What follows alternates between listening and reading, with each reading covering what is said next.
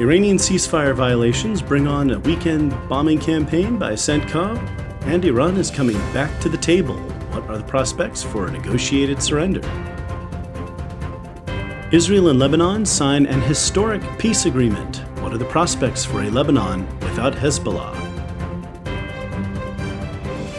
The United States is making a massive investment in autonomous warfare. How will that impact the battlefield in the future? You're listening to Mensch-Kight Geopolitics.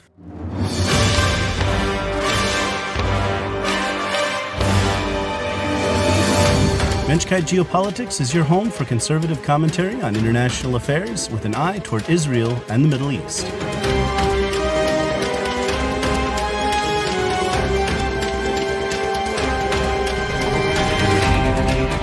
I'm your host, Isaac Kite, your lovable lawnsman, your gregarious Vulcan, your mad genius, your shadow president, and your prophet of things to come.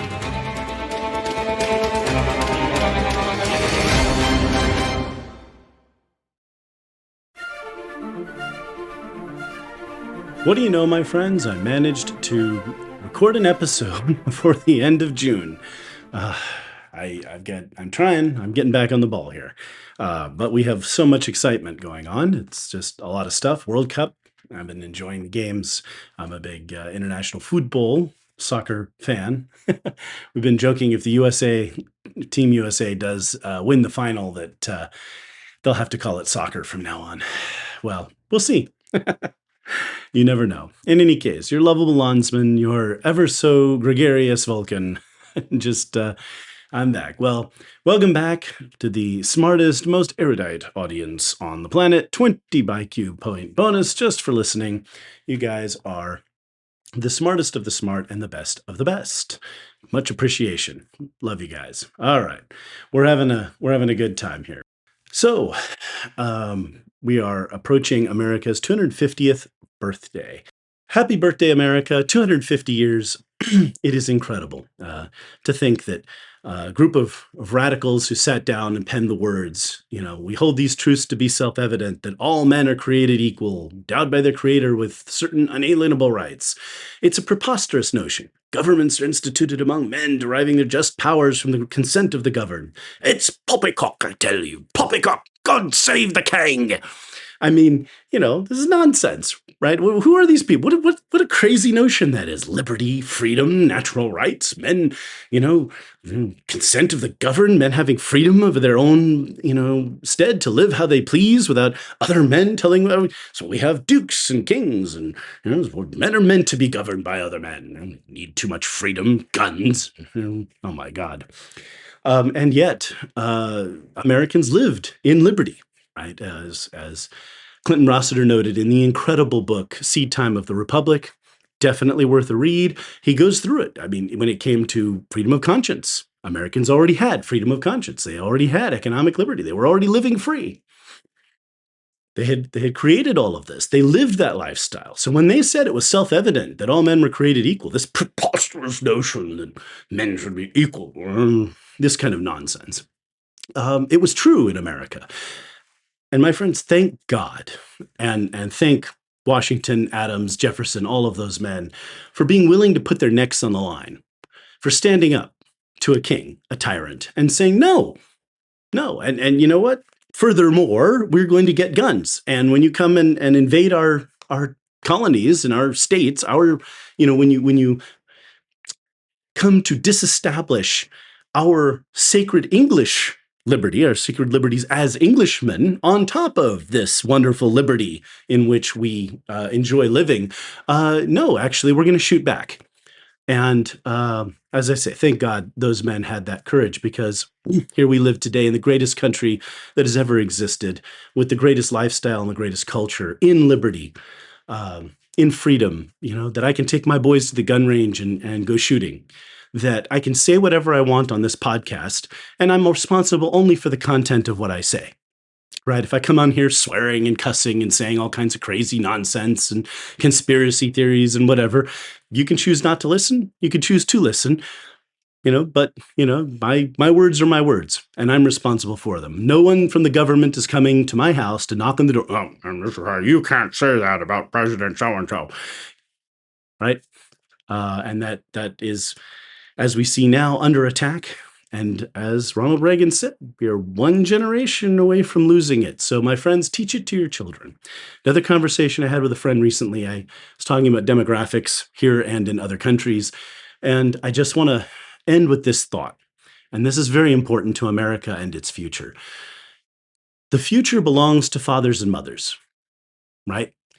The future belongs to those who have children. If there is no next generation, there is no America. There is no West. There is no freedom. There's no liberty if there are no people. And if we allow ourselves to be, you know, replaced, if you will, by people who don't believe. Now, it's not I'm not saying anything racial here, right? People who are African American, Latino, whatever, these are people who are also supporters of MAGA in large numbers, who also believe in freedom and liberty and all that wonderful stuff. My good friend Kenny White, he's always out there, trying to break the stereotypes and make people think. And that's great stuff. Okay, all of us share this, but we can lose it. It's very precious, and there are those who want to destroy it. I'm Donnie. AOC, who would rather live in communism and take away your guns, take away your liberties, and tell you how to live. And we're not going to let them do that. My grandfather saw and had to do things at Okinawa that haunted him for the rest of his life.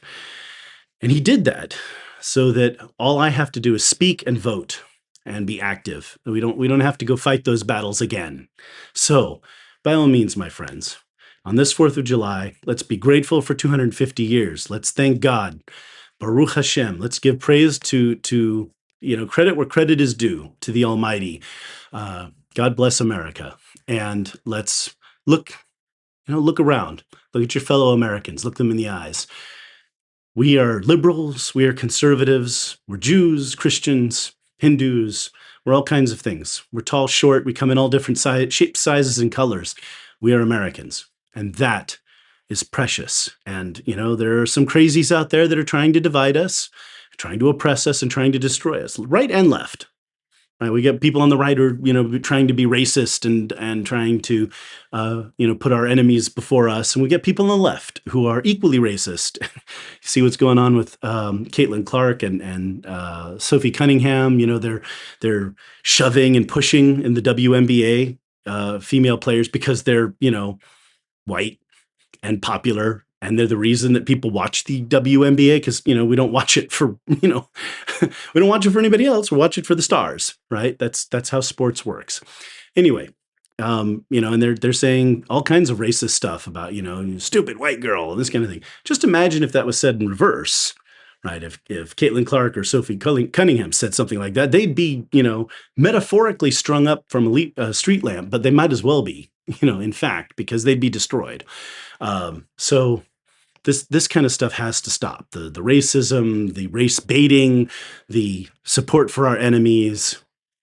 Let's just be cool with who we are and be American. And yeah, some of us are left and some of us are right. 47% of Democrats want their party to move back to the center. That's half, right? And I think that's underpolling. If you actually get down to brass tacks, I think that's underpolled. Maybe 1 in 5 Democrats wants to be far right, far left, woke, okay, extreme woke. That is 1 in 10 Americans, and we can't let this 1 in 10 destroy it for the rest of us, okay? We're not going to let them ruin it. All right. God bless America. Enjoy your 4th of July. Let's have some great fireworks and be safe, okay? Blessings go with you. Be safe. Have a great time.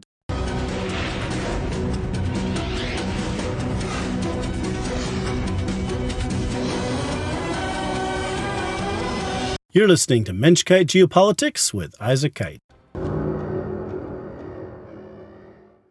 Or as the internet trolls say, mouthpiece of the Zionist conspiracy, spokesman for the elders of Zion, highly paid propagandist of the Mossad. Yeah, no. Now you're messing with the son of a mensch. the historic agreement. I mean, I can't even say how huge this is.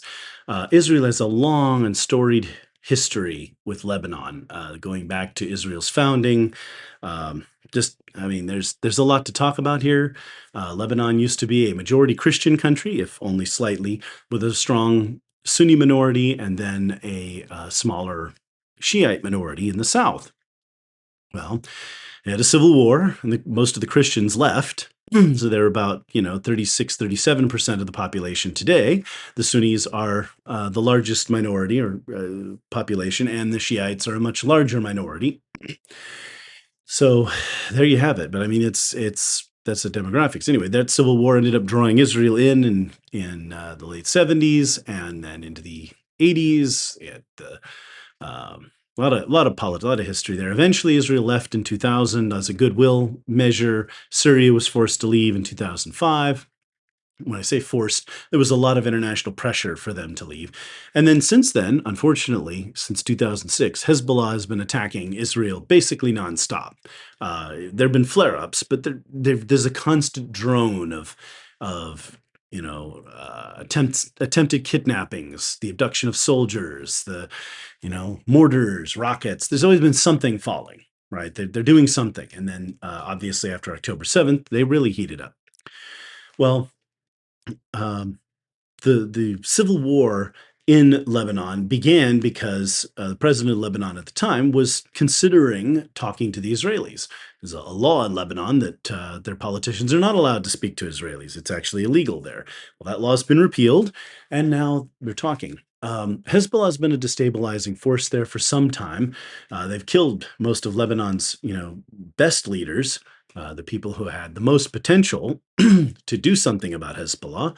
And now that the country's just a mess. I really ought to do a deep dive on that sometime, an entire episode just about Lebanese history. It's a sad story. I would really like to see Lebanon recover. I'd really like to see them doing better. Hopefully, this will lead that direction. In any event, so now they've signed an accord with Israel, and this is interesting. Lebanon has agreed to, I want to say, legalize or accept Israel's occupation of southern Lebanon for the time being.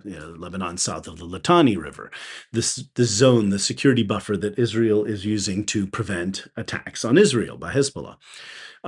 And Israel continues to act to attack Hezbollah forces and leadership and organization and weapons caches and stuff, even as far north as Beirut, the suburbs of Beirut. So recently, Israel found a bunker down there, and they had a huge amount of weapons that they captured. I mean, just a lot of stuff. So there's a lot of stuff going around, and then they got, there were a bunch of Hezbollah fighters that were captured in a tunnel, and that couldn't have been a pleasant experience for them. So anyway, there's a lot going on there. There are rumors that Hezbollah attempted to overthrow the Lebanese government recently, within the last couple of months here, especially after the campaign in Iran, in the hopes that by destabilizing Lebanon further, Hezbollah could have greater freedom to act. They're afraid, and they're rightly afraid, that if the Lebanese government makes a deal with the United States, obviously there's a deal with Israel, but works with the United States, and we train, equip, and prepare the Lebanese army to go after Hezbollah, then Lebanon will change. The Lebanese army will be able to act to protect Lebanon and secure it from foreign control, namely Iran, right? Lebanon should be governed from Beirut, not from Tehran. And that would be huge. And I've talked about that many times before. If Lebanon could have real sovereignty, that would just be incredible. We're headed in that general direction. But to get there, we're going to need a period of time where Israel is able to maintain its security and Lebanon is able to have the time to train and prepare its army. But it seems that the government is tired of Hezbollah as a constant problem. And there's billions of dollars of money out there that could be used to rebuild Lebanon. But what would be the point? Because Hezbollah is just going to attack Israel again, and it's all going to go to waste, right? Why bother? So if Hezbollah could be dealt with, not only would that be good for Israeli security, it would be good for Lebanon's economy and the future. Now, in Syria, al-Shara, the terrorist leader there, he does not like Hezbollah. They were fighting for the Assad regime. They were especially brutal So it's personal there. Um, so let me go. I'm not quite ready to leave Lebanon, so I'll hold that thought for just a second. In any case, very historic. So now Israel has made peace with most of the countries on its border, save for Syria, right? Lebanon, Jordan, Egypt, and Saudi Arabia is very close to the Gulf of Aqaba. They're right there, but it's a very short little. So but while there's not peace, it's like we have an understanding, right? And obviously, the Egypt was the first peace, and they got the Sinai back for that. Okay, but this is massive. One of the points people made when the Abraham Accords were done is like, oh, okay, Bahrain and the UAE and Morocco and other all these Muslim countries that are far afield of Israel are making this deal, and they're normalizing relations, and that means peace and love and all that good stuff. But that doesn't impact Israel's security directly. Okay, but Lebanon sure as heck does, and that results from agreements like the Abraham Accords. It opened a door, right? And now Lebanon has walked through it.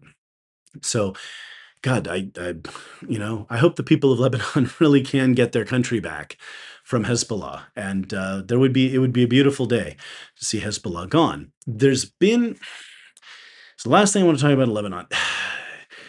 So Trump has tried, as we're dealing with Iran, to keep the Arabs on side, and to do this, he has had to act as if he is restraining Israel, and that has led to there's been some argument that some real restraint has been shown, and um, Israelis are not happy about it. A lot of people, especially on the Israeli right and some on the left, are righteously indignant that Trump would interfere with their security, and they're out there, Jewish blood is going to be spilled, and people are very passionate, and I understand that, and I've had to tell them, let Donald cook.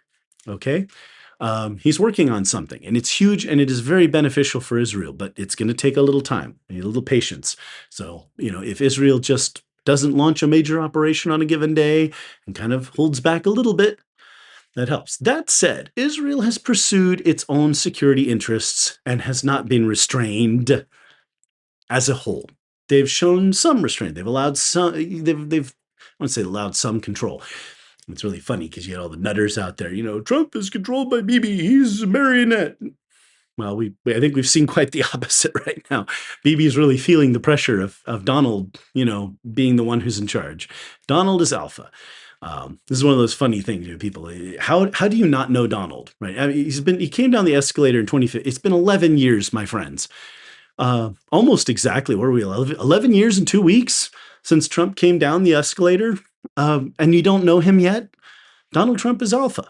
He's in charge. Either it's his idea, it goes the way he decides, or it's a good idea. I'm glad I thought of it. Like, Donald will do what he wants to do. Nobody's pulling his strings. Can he have bad advice? Anyone can have bad advice. Unfortunately, no matter who you are, you can't know everything. And the president, it's not your job to know everything. Sorry, Jimmy Carter. It's not your job to be down in the nuts and bolts of government. It's your job to make decisions, to hear different opinions and views, to assess the validity of plans, and to make decisions. This goes back to George Washington, say the argument over the Assumption Bill or the creation of the National Bank. Washington read opinions from Hamilton, Jefferson, and many others, considered all of the information that had been presented to him, weighed the pros, cons, and what have you, and made decisions. Now, Washington was a smart guy, but he was not financially literate. I mean, pretty good with finance, but he's not like Hamilton was. Nor was he as nor was he such a prodigy. I was going to say prodigal as a reference to the prodigal son. No, that's not quite right. Neither was Washington a prodigy like Jefferson. Jefferson was very intellectual, high-minded, off in the clouds. Okay, he was an idealist. But Washington could read opinions from these men and make a decision, and that's an important thing. Important part of American leadership is this idea that no, we're not the smartest and most educated people, but you know what? We know how to make decisions, and we have pretty good BS meters. We know when people are trying to pull a fast one, right? And when we make mistakes. Anyway, okay. So Trump makes the decisions. He calls the plays. Okay.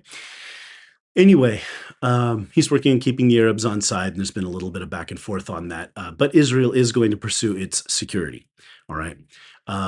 Let me dive down to Gaza, and then I'll come up to Syria again because I've already introduced it, but I got to come back to it.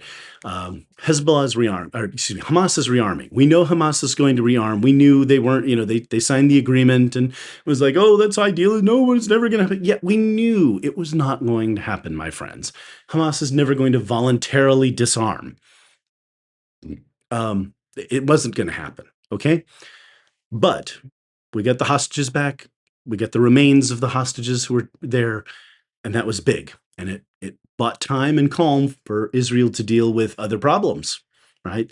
Problems in Gaza and Lebanon right now relate more directly to Tehran. Okay. We got to deal with that. Okay. So Hamas is rearming. They are planning, the word on the street is they are planning a major operation. Of course they are.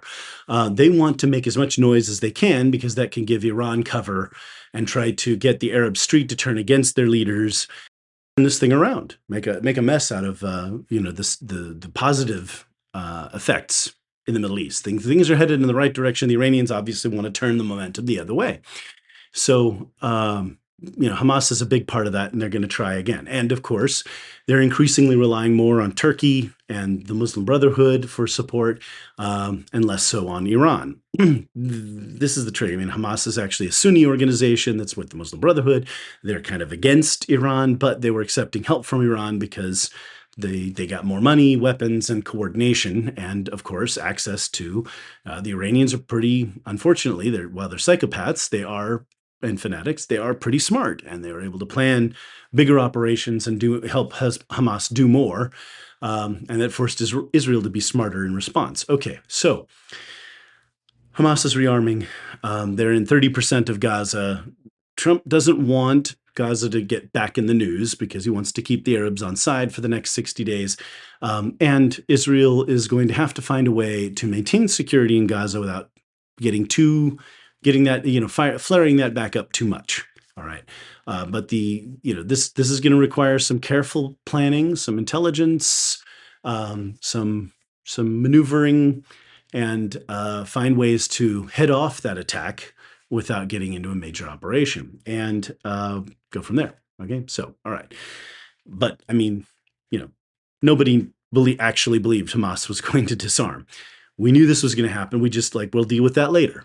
We got bigger fish to fry right now. Well, those fish have been fried, and now we're dealing with this. Okay, Syria. Last but not least, Israel has created a kind of a buffer zone in Syria where the Druze live around Sweda and the Golan Heights. It's a safe zone where Israel has been trying to protect them. They've been persecuted very heavily since Shara took over. The minorities in Syria, the Alawites, the Druze, what remains of the Christian population, not much, and the Kurds have all faced some maltreatment. The difference is the Kurds are armed and can protect themselves within certain boundaries. And of course, Turkey supports Shara because they want to keep their thumb on the Kurds. So, let's not forget that. But the Alawites, the Christians, the people who live in parts of Syria where and the Druze where they're not armed like the Kurds, they are very vulnerable. And obviously the Druze are an important part of Israel's minority population from the Golan and northern Israel. So, Israel is out to protect them. Now there was the thing Trump said recently, and I just want to address this because it leads to a larger point. There was a time during the 2015 summer campaign where Trump said something off the wall, and I made a comment to my dear wife, who sees these things strategically, and she really understood what Trump was doing before even I did. I wasn't really ready to hear it at the time, I guess. And she pointed out that when you hear something from Trump that you don't like, or sounds off the wall, or sounds crazy, that's because you are not the intended audience. Right. So things like build the wall, right? People are tired of politicians talking out both sides of their mouth. Oh, we need border security and this kind of thing. And then they get into office and it's like the borders remain open and the crime keeps rising and, that our wages are suppressed and et cetera, et cetera, et cetera. all the problems that result from that. But Trump said build a wall, and then everybody's like, "Oh, hey, we'll do that." He says things like that that seem at the time they kind of seem off the wall or whatever. Well, if he says things like that, you are not, and you're upset about it, you are not the target audience. So during early negotiations, the MOU, which I'm going to talk about in just a minute here once I finish with Syria, as I move on to Iran and the Gulf. Um, During that early part of that process, Iran was trying to use Lebanon as an excuse to scupper negotiations to prevent, as say, well, because the war is going on there, we're not going to cooperate with negotiations and all this kind of thing. And um, Trump was kind of separating that out. And so he made a comment, well, I could let Shara go in there and finish off, and deal with Hezbollah. And I had a lot of friends in the pro-Israel community. Oh my God, what did Trump say? That's nuts. It's insane. Why would he say something like that? Oh my God, it's horrible. Guys, take a deep breath. Trump says lots of things that are off the wall. That does not mean that they are policy the next day. Okay? He says a lot of things, and we don't necessarily act on them. But you weren't the intended audience. The intended audience was in Tehran because they know if al-Shara were allowed to go into Lebanon, all right, consider this for a second. The Syrians could go into southern Lebanon and kill 500,000 Shiites. Men, women, children, dig mass graves, bury them, right? They could use gas. They could, just line people up in the streets and shoot them, right? No media, no press, no UN Security Council resolutions, no attention whatsoever. No one would care. Arabs kill Arabs. That's not news. No Jews, no news, right? Um, and that would be a massacre. And obviously, Shara and his people have a very personal grudge against Hezbollah, so they might do it. So when Trump said that, he wasn't suggesting an actual policy. He was letting the Iranians know that there are alternatives to Israel. Like Israel, we know, like Israel deliberately tries not to kill civilians. Israel tries to, to behave and to be good. When a soldier goes out and he tears down a cross and he destroys it or what have you, he's punished, right? But Shara and his people, no scrutiny, no morals. They're just going to do whatever. That's the intended audience. Okay, so you guys get the point. Trump will say things every now and then that just don't sound right to you. You're not the intended audience. So consider for a moment, who is he talking to, right? So a lot of the dumb stuff he said about Ukraine, he was talking to Putin, trying to bring, good cop, bad cop, trying to bring Putin to the negotiating table and really bring an end to that conflict. And I didn't like a bit of it. I got upset too, but I had to remind myself I'm not the intended audience. The intended audience was to make Putin feel comfortable with the negotiations, even though it's an admission of defeat if he ends the war in Ukraine prior to total victory. Doesn't look good for him right now. We'll see what happens. That'll be fodder for a future episode. Uh, as Moscow burns. Anyway, so but there's too much other stuff to talk about, so I'm gonna get back on topic here. Anyway, okay, so Trump says things, don't take them personally. There's all these people out there, telling you, Trump and a couple of Vance, especially JD Vance. God, if that guy would just keep his mouth shut, it would do all of us a favor, saying, well, Israel wouldn't have survived without our money. Really? Because, America didn't do much to help Israel in 1948, and Israel won anyway. And the U.S. didn't do much to help Israel after that. In the 67 war, U.S. had helped a little bit, very little bit, but the Israelis won that battle on their own. And again, the U.S. only helped a little bit, and Israel won the 73 war, albeit narrowly, with a little bit more U.S. help. After that, Israel's existence hasn't really been in question. And Israel has benefited greatly from U.S. help after that, mostly in the aftermath of the Camp David Accords. There being effectively, if Israel would make peace with Egypt and give the Sinai back, the U.S. would be able to be a better friend and start offering economic, military, healthcare aid and all of these kinds of things. Ultimately, Israel got rid of all of that and just took the military aid. And even now, Israel is talking about themselves from this aid, right? So American money hasn't done that much. Now, there's been a lot of investment in technology. Iron Dome as an example. The U.S. puts forth a lot of money, Israel puts forth the technology and some of its own money, and out comes this output, the Iron Dome system, which Israel then is able to use to defend itself. And America is able to use to defend our forces, right? Which we have very successfully. We've used Iron Dome. We have that technology, and that technology then allows us to develop other systems using the same software, and et cetera, et cetera. Okay, you get the idea. We do some joint economic activities, agricultural development, these kinds of things. So there is some federal money that goes to Israel that is not it. It is publicly funded, but that the technology that results, the research that results, all of that benefits both of us. Take agricultural development. When we develop agricultural techniques and technologies together, who has more farmland, Israel or the United States? Right, I've talked before about that. In fact, I'm about to go there again.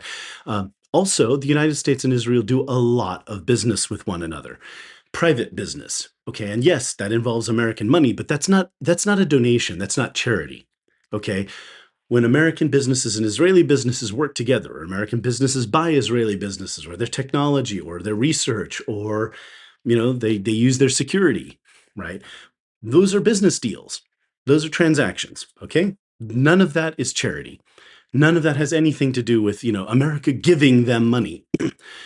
If the Europeans had internet security like Israel has, we'd be using them. Right? We're going to do this in Israel because they have the talent, okay? Because they have the products, because they have the research, et cetera, et cetera, right? $50 billion, more than $50 billion a year in trade between the two. And the taxes that result from that, not just in customs duty or what have you, but like the economic activity that brings to the United States, and thus the taxes that are paid in terms of payroll taxes, in terms of salary, people's taxes and wages, in terms of corporate taxes, all of that is more than the military aid that we give to Israel every year, right? Much more, right? We like $3.5 billion a year. That's not chump change to Israel, and have for many years here, well over a decade. It's been our aid package to Israel, but we make more money than that off of the trade we do with Israel. And as Ted Cruz has noted, we could not build a defense establishment in the Middle East. We could not build an intelligence agency with the effectiveness of the Mossad.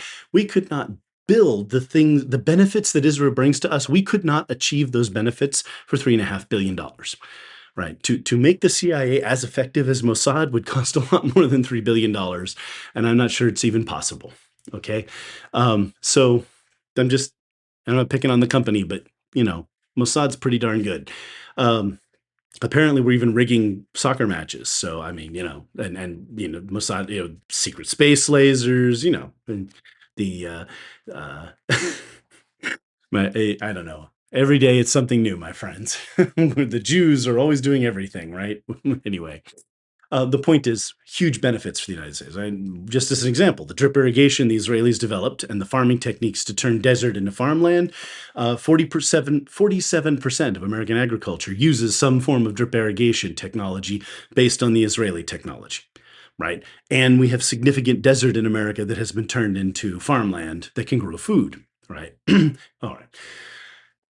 So there's all those benefits, but none of that's charity. So no, Israel wasn't built with American money. Israel traded with America. Israelis fought. Israel was founded on Jewish blood. Jews went out, off the boats from Europe and took guns in their hands and went off to fight people who were trying to annihilate them. After surviving the most evil regime in the history of mankind that was also trying to annihilate them. We went from Zyklon Bay, from the gas, right, from IG Farben, to being shot at by Arabs in the desert. Okay, and they built a country. The Israelis built a country. No one did that for them. Okay, it is Israeli audacity, Israeli ingenuity, and Israeli sweat, blood, and tears that made Israel. And when the vice president goes out and insults our greatest ally like that, and 1.33% of America's population, that is disturbing and embarrassing and infuriating. J.D. Vance has completely sunk his career, political career. Already, odds are on Marco Rubio. He's becoming much more likely to be the candidate. And with J.D. Vance, like he's talking about demons. The alien sightings, the UFOs. It's demons. Wow, dude, just keep your mouth shut. From his attacks on Zelensky to his, running around promoting Russian talking points. I know what the goal of that was, good cop, bad cop stuff to make Putin feel better about the negotiations. But still, it was pretty sickening. He was much more into it, you know. Anyway, JD Vance has just been bad from the start. He was a good strategic choice to get Trump over the finish line in November. Ever since then, he's been going downhill. Marco Rubio, on the other hand, has been shining brightly. So, looking forward to his presidency. But I mean, look, my friends, like, imagine if you're not Jewish and you're not an American Jew in particular, we've been stabbed in the front and the back. We we're being attacked from both sides, right? So Chuck Schumer says it's okay for a candidate. Oh, it's great. Well, we're going to support this candidate who had a Totenkopf tattoo, a man who had a Nazi tattoo celebrating the Holocaust. A Jewish member of the United States Senate is okay with a guy who had a tattoo celebrating the Holocaust. And the vice president of the United States is speaking insanity and insults and, I mean, borderline anti-Semitism, his lips are dripping with the vile venom of bigotry. I mean, like I said, we're getting it in the front and the back. We're getting it from both sides. It's not just AOC and that crowd out there, Zeke Heil and their nonsense, free Palestine, slaughter the Jews. It's also J.D. Vance and the America Last, the woke Reich. Anyway, I digress, my friends. That stuff's been irking me, and with all the things going on in the world, I think we can be forgiven for feeling a little insecure, being a little concerned. Let's just say that, I keep buying guns, I keep buying ammunition, my boys and I keep going out and shooting, and it's not just for fun. We have a great time, but the undertow of that is the fear that we may have to use those guns to protect ourselves, that we may have to reenact the Warsaw Ghetto Uprising, because we live in crazy times. And it's disturbing. Now, America is the greatest country that's ever existed. If this country falls to bigotry, if it falls to prejudice, if it turns on the Jews, you only have to read the Bible. Those who bless us are blessed. Those who curse us are cursed, right? Those who persecuted us, the Nazis, gone. The Soviet Union, gone. America, on the other hand, has been a good friend to the Jewish people in America. We live here as free and equal. We're running the place, apparently. Donald Trump has no agency. It's just Jews, pulling the strings, or secret space lasers. But it's been good. Let's not ruin a good thing, okay? Let's not. All right. So just had to get that out there. After the break, on to Iran.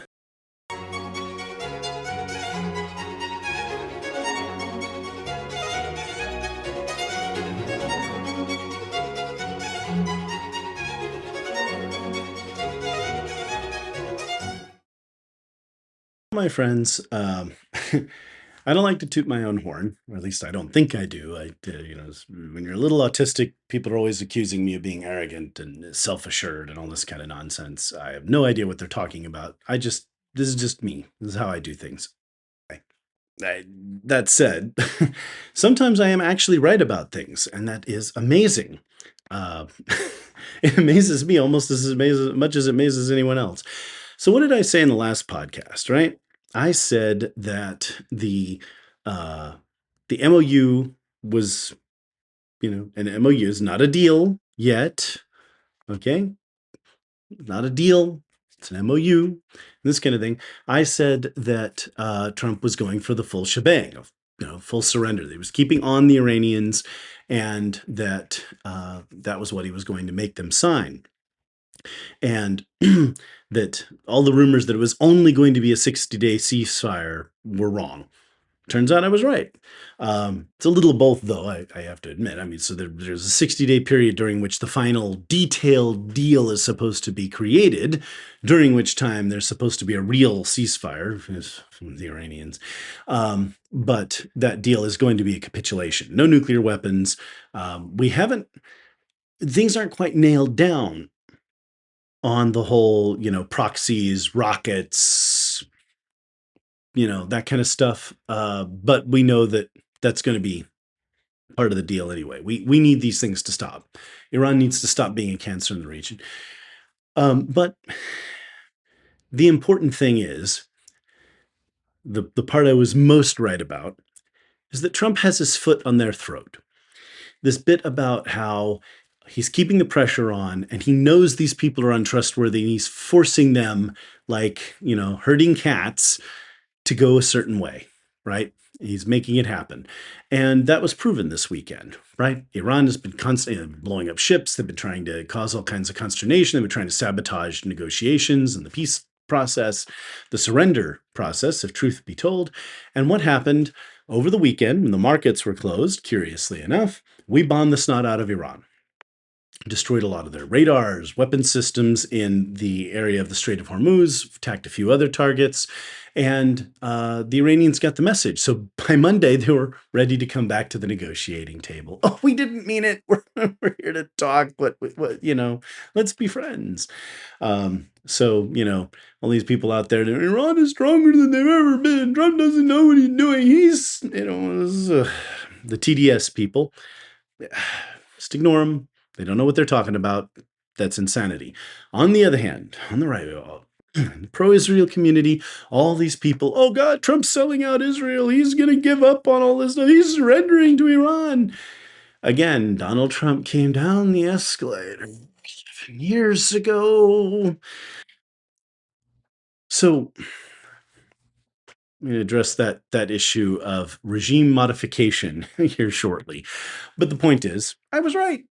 Trump is keeping his foot on their throats. He is forcing them to the negotiating table, and he's forcing them to capitulate. That's very, very important. I just want to make this point before I go on to other topics. When the Berlin Wall fell, I've studied the fall of the Soviet Union thoroughly, because again, that idea that it did not come to blows, it did not come to war.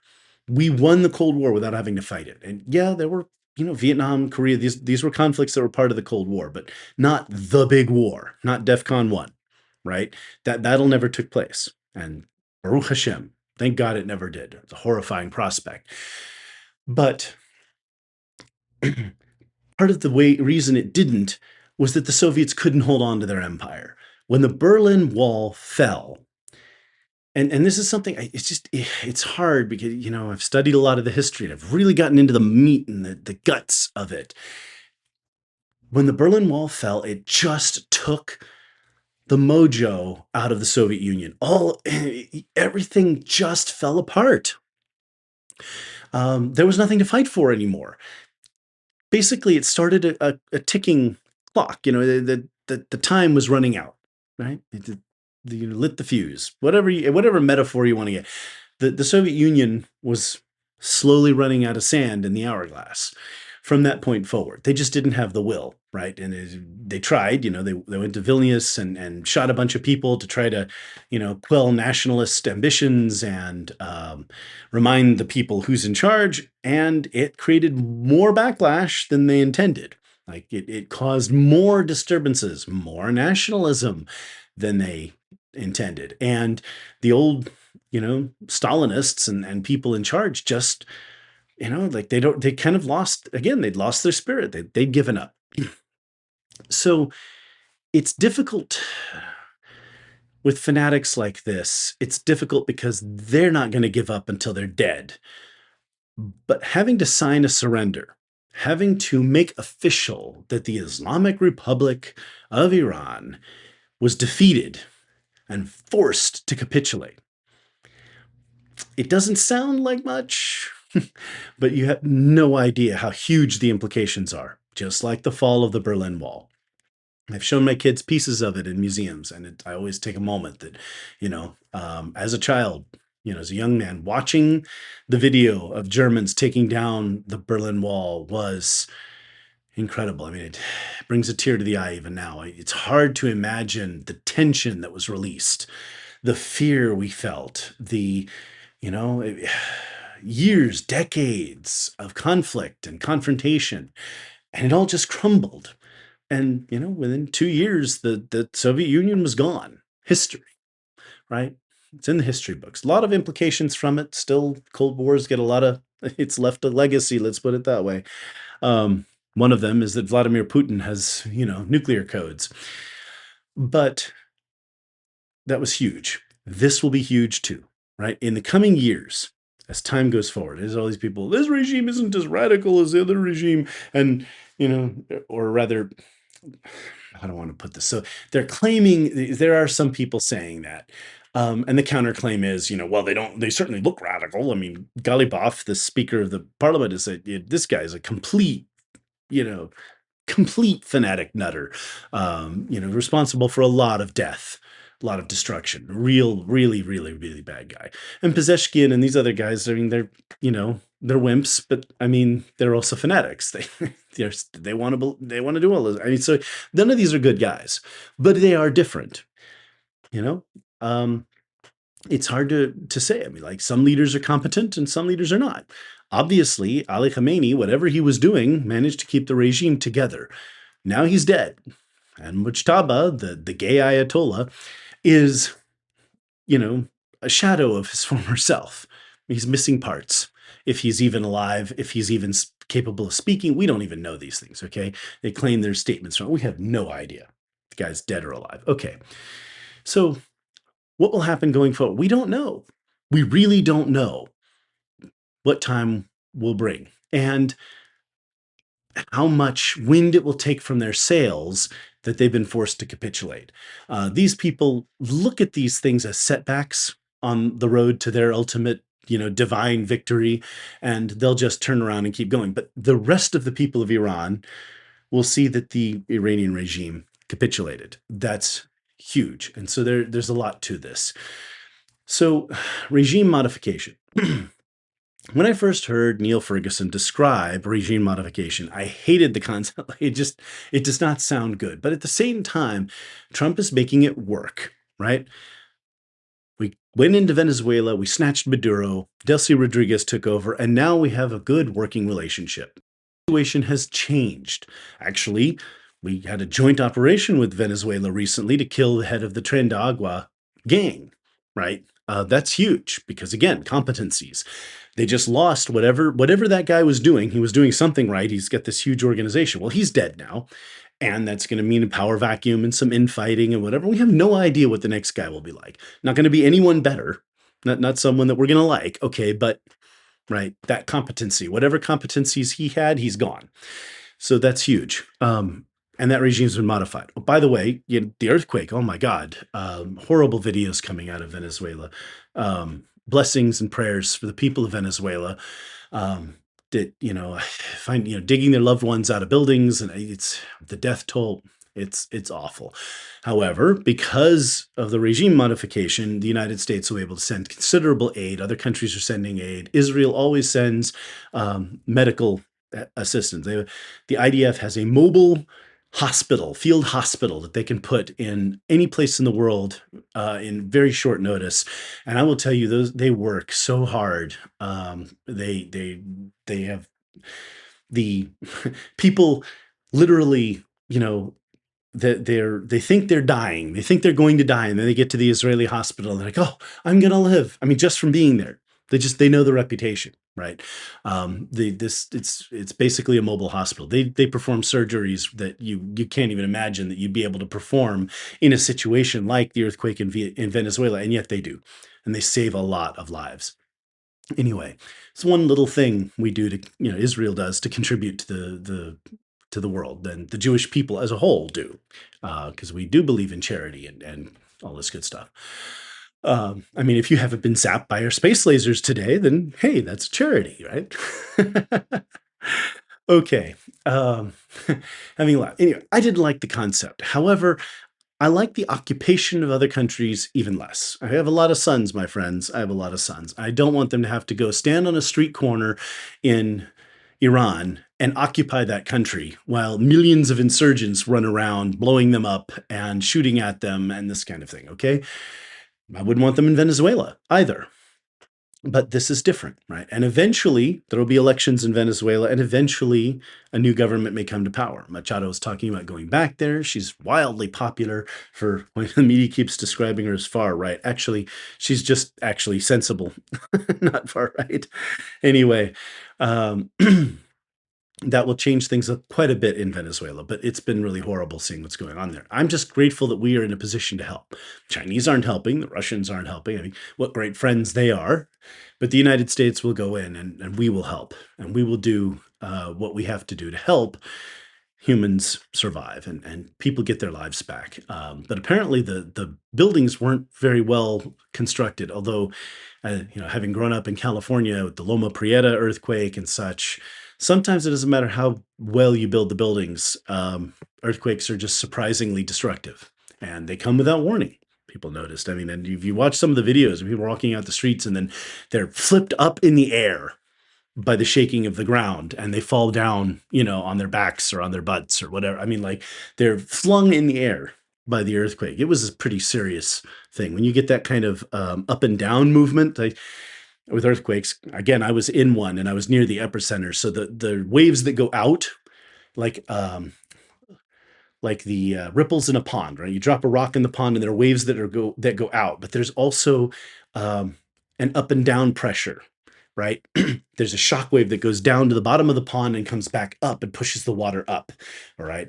Well, the shock waves from the earthquake that go down to the mantle come back up, and it creates this up and down oscillation. And it destroyed every chimney, every brick chimney, and my entire town was destroyed that day. And the wooden houses did okay, but some people's houses just collapsed on their foundation. In San Francisco, the earthquake did a lot more damage.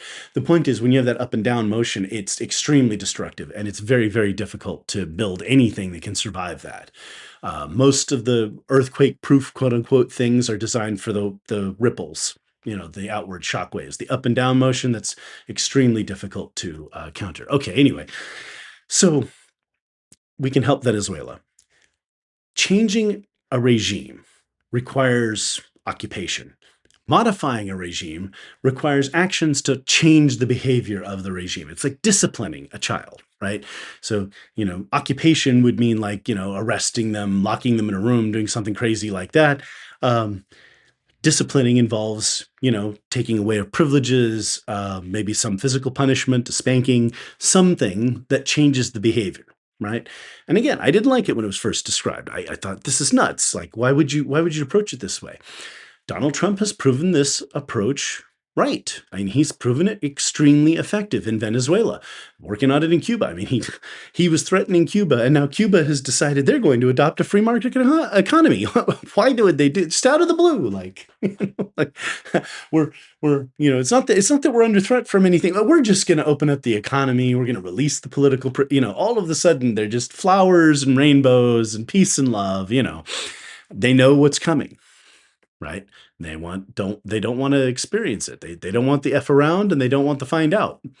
Or everybody wants the F around, but they don't want to do any more of it because they definitely don't want to find out.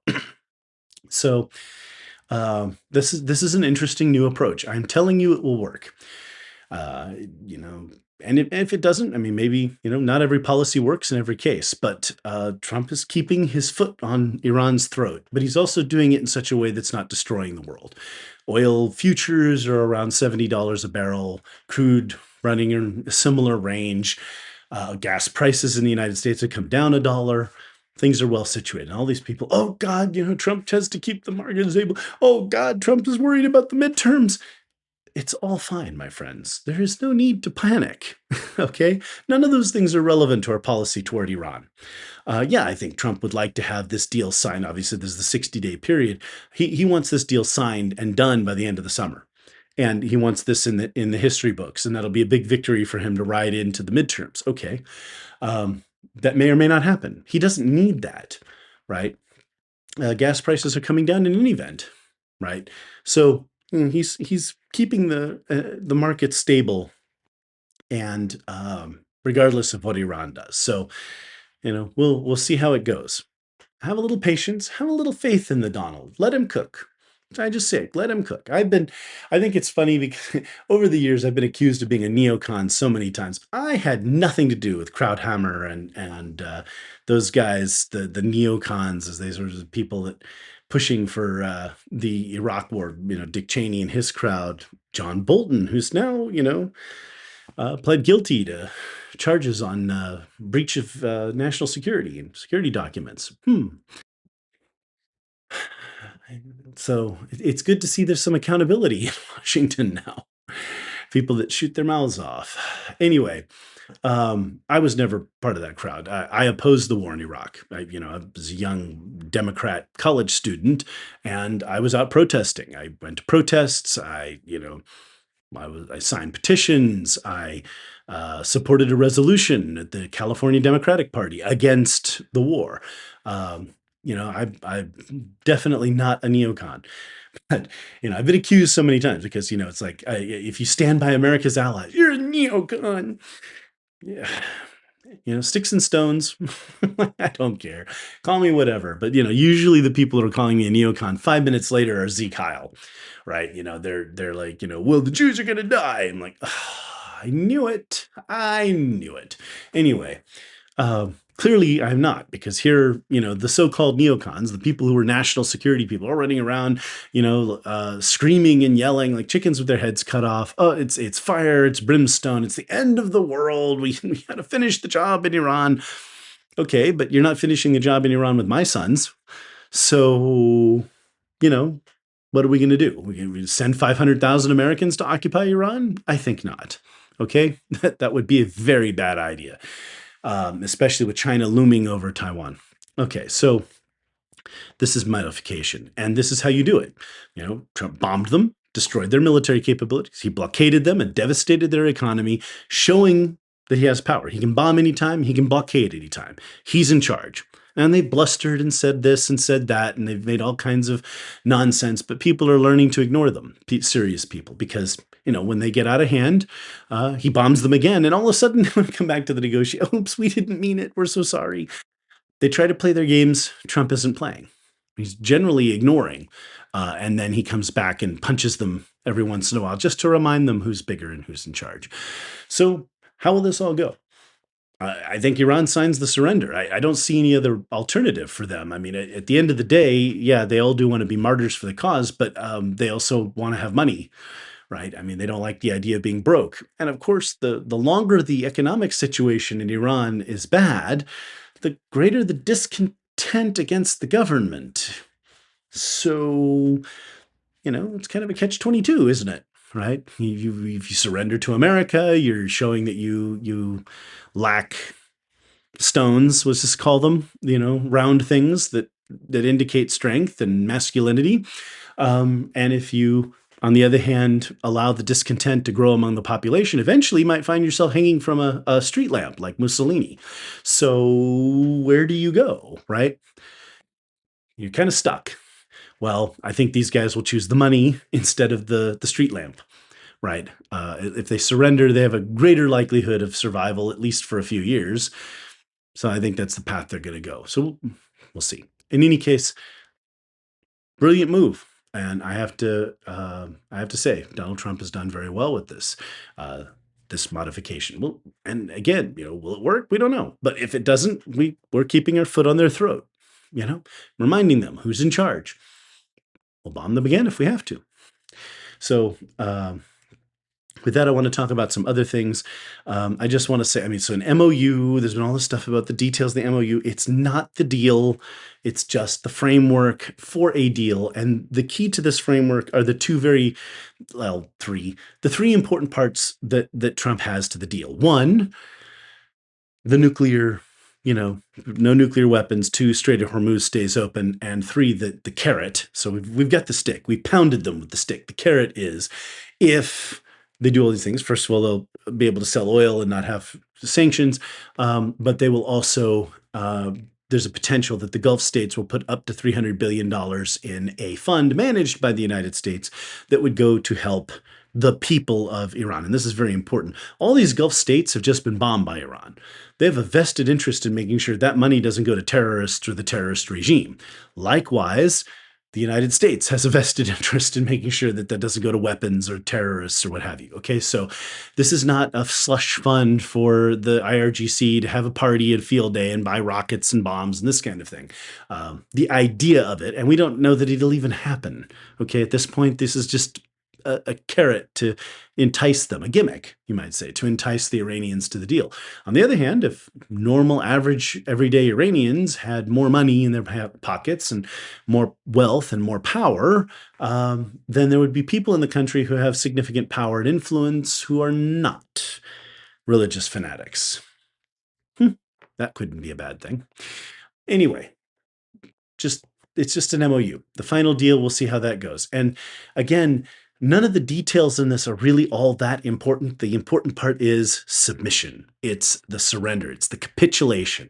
No matter what Iran says, no matter what they do, everyone there knows. Everyone in Iran, everyone in Arabia, the Israelis, the United States, the people who matter, the people who have any kind of intelligence and sanity are recognizing that Iran has capitulated. That's the win. All right. So let's talk about drones and automated warfare briefly, and then I'll close out the episode.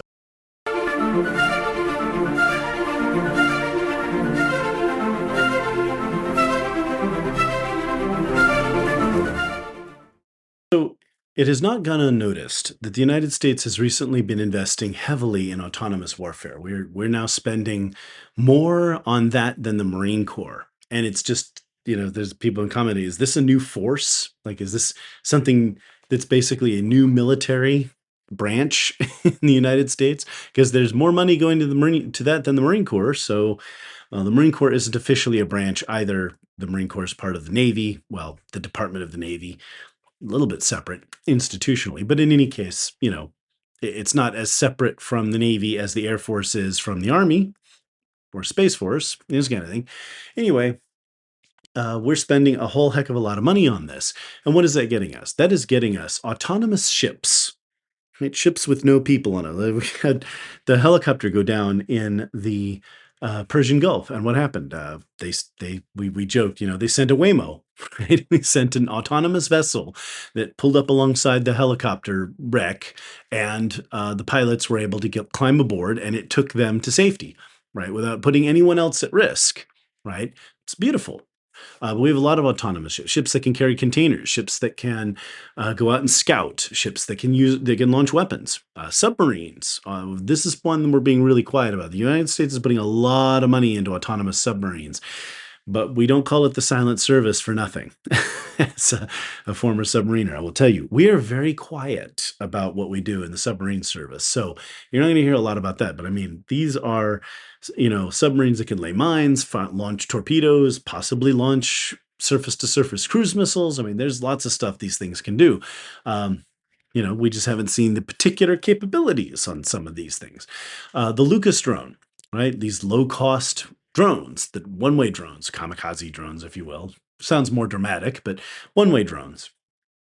An idea I had, I was telling you guys a couple of years ago, why doesn't the US make a whole bunch of these cheap drones like the Shahed drones?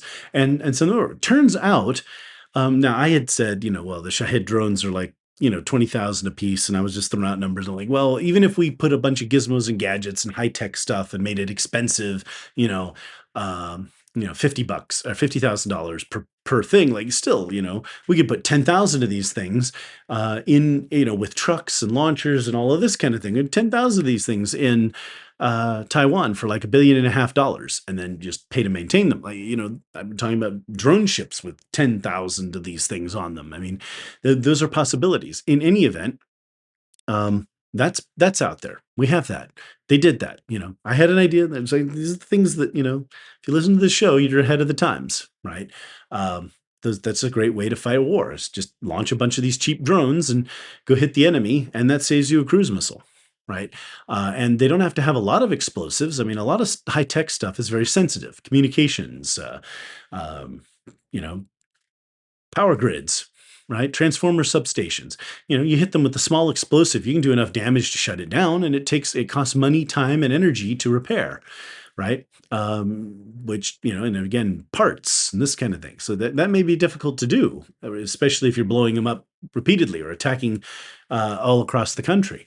But sending a cruise missile is a lot of money to send just to take out a transformer station. But you could, knock out power to a military base or, to some critical asset that you want to knock out power from with a cheap drone. Turns out these drones are even less expensive than the Shahids. I was sitting there because I know Americans, like, we're going to put all kinds of high tech gizmos and gadgets. It's got to have a radar. It's got to have this. Da. Nope, we did it right. My idea for the crazy horse drone, as I called it, is the Lucas drone. Right? It's a very inexpensive drone that just goes out and does damage, and you can just launch a whole bunch of them. We're also talking about this containerized weapon systems. This is beautiful. If you haven't seen this, go look this up. Like a shipping container with cruise missiles, a shipping container with anti-ship missiles. It boggles the mind, my friend. Like, so one of these autonomous ships, I don't want to get into a lot of details. They carry containers on the back. Well, you have a couple of containers. This autonomous vessel can thus be firing, cruise missiles, and it can do everything that a larger ship can do without the same cost, without having a crew of human beings being put in jeopardy. And it saves a lot of fuel. These are very fuel efficient. So go check that out. I don't want to ramble on too long about it. Big picture. That's what I'm here for. I'm a big picture kind of guy. How does this change warfare? Well, for one thing, it's a huge part of China's decision not to attack Taiwan militarily. What happened in Iran is like a big part of that. We're going wherever we want. Chinese radar systems, Chinese air defenses, it's all garbage. It's junk. Expensive junk. The F-15 that was shot down with a handheld missile at low altitude, right? The helicopter was hit by a drone. Again, helicopters fly at low altitude. None of this Chinese garbage worked. And so, Xi Jinping is realizing then that with our bunker busters and our cruise missiles, wherever he is in China, we're going to know where that is. And we're going to be able to put a bomb there with a stealth bomber, with an F-35, or just, maybe with an A-10. I mean, we don't have to have stealth airplanes. Once we've destroyed all the air defenses, anything could fly in there, and, we can come in and ring your bell. Well, that's not something that a guy like Xi Jinping is very fond of, the idea that he could be a target. So they're trying to go after Taiwan politically. It's a brilliant way to go. And I'm musing on this idea. My friends, let's develop this idea together. Let's think about this, because we're talking about now. It's like we can't build as many ships as the Chinese can. So we're switching from the idea of building a whole lot of manned ships to building a few. 20, 24 of these battleships that are going to be big, heavily armed, worth a lot of enemy vessels, but not so numerous.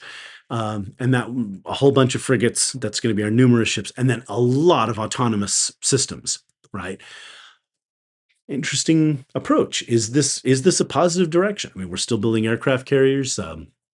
Enterprise is under construction. Doris Miller is under construction. There's actually been some talk. I mean, Enterprise's delays because of various construction schedule issues, availability of steel and resources. There's a lot of problems in shipbuilding today. We're trying to iron those out. It'll take time. We're ironing out the steel situation. It's kind of funny, actually. Okay. That's going to take some time. But Enterprise's delays because they're building them in the same dry dock, right, in the same shipyard. So Enterprise is being built closer to the water, and Doris Miller is being built farther inland. And Enterprise's delays thus meant that Doris Miller was set back. So now Dory Miller is being built, and then once Enterprise is launched and completed sometime in the early 2030s here, then Doris Miller will be floated and moved to the back of the shipyard, and they'll start working on the CVN 82, which should not be named the William Jefferson Clinton, but it sounds like people are going with that. So please, it should be the as yet unnamed sister ship of Doris Miller. I've been saying that for a long time. I don't like, just like I did have one running joke. Somebody's like, "You're misspelling straits." I kept saying the Strait of Hormuz, but doing it straight like the direction or the sexual preference because there was this joke going around for a while that, people are talking about the Straits of Hormuz, but what about the Gays of Hormuz? Why don't people talk about that? It was a joke, people. If I misspell something, it's probably deliberate. I know how to spell straight, without the GH. But I had a great time. You'd be sitting there like, well, we got to keep the Strait of Hormuz open, and people would be like, why did you spell straight this way? And I'm like, the gays of Hormuz. I can't forget the gays of Hormuz. It's a gag. It's been hilarious. Okay. Anyway, the point is, CVN 82 will be completed while Doris Miller is being finished, and then again they'll move that down, and CVN 83, the George W. Bush. Again, I don't know if we want to have two aircraft carriers named Bush, but whatever. At least, I mean, they're naming them after presidents and then kind of going in order. So the George W. Bush would then be built. And, we don't know if we'll order more Ford class carriers in the future. Congress has, on the books, there's a law. We have to have 11 aircraft carriers. We're not allowed to fall below because the Navy wants to operate fewer aircraft carriers, and Congress is concerned about there being too few. Aircraft carriers aren't all that valuable. Drone carriers would be much more valuable. And I've said for a long time, a larger number of conventionally powered aircraft carriers. And yeah, we've got the American class landing ships. Okay. Yes, I get it. Those are also kind of mini aircraft carriers, but not what I'm talking about. Something the size of the Midway class that could operate a few F-35s, but a lot of drone planes.